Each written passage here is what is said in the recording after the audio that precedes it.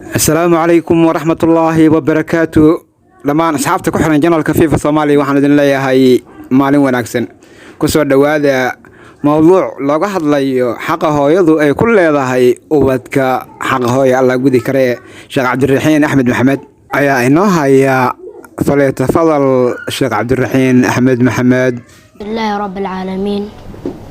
والعاقبة للمتقين. السلام عليكم ورحمة الله وبركاته. marka hore magacaygu waa Cabdiraxiin Axmed Maxamed waxaan ka hadlayaa ahamiyada ay hooyadu ugu jirto bulshada.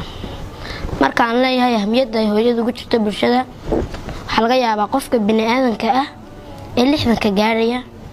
noloshiisa marka laba loo qaybiyo badh inay isagu soo kaabto taasina waa run ama xaqiiqo dhacda. qodobka koowaad xaqa ay diintu siisay ka ama xadiis ha noqoto ama ayadihi Ilaahay subhanahu wa ta'ala ha noqoto waxa laga wariyay nabiga kaleey salaatu wa salaam inuu ninu imiday kuna yiri man ahqa an-nas ilayya ya rasuulallah aniga agtayda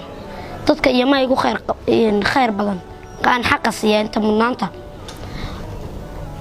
wuxuu ku markii koobaad hooyada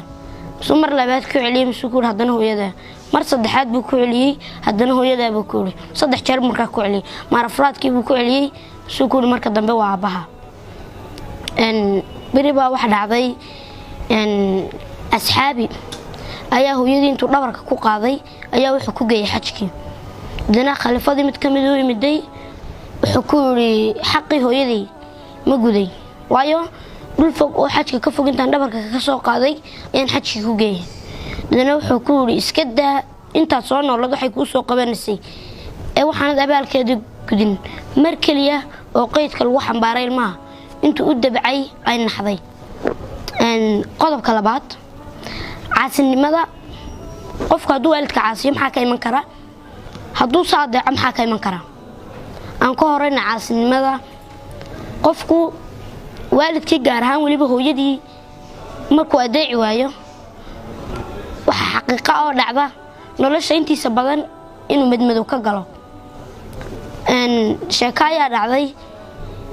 inan yar baa wuxuu ahaa qalqaali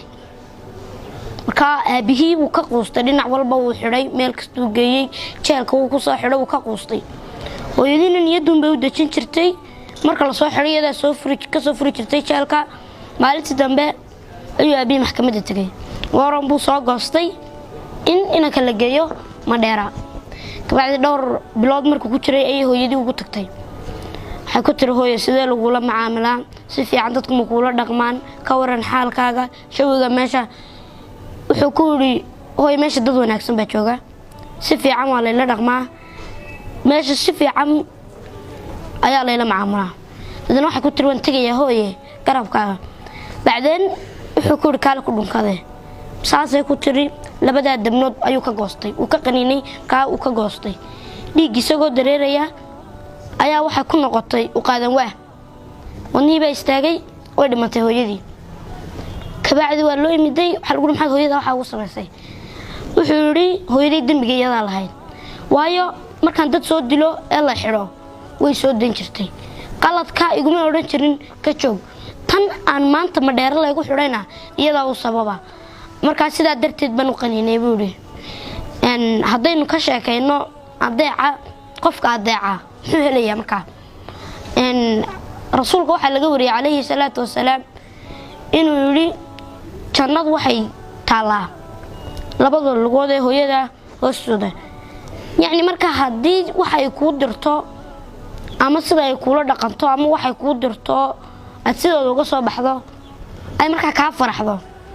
waxa laga yaabaa inaad jannada ku gasho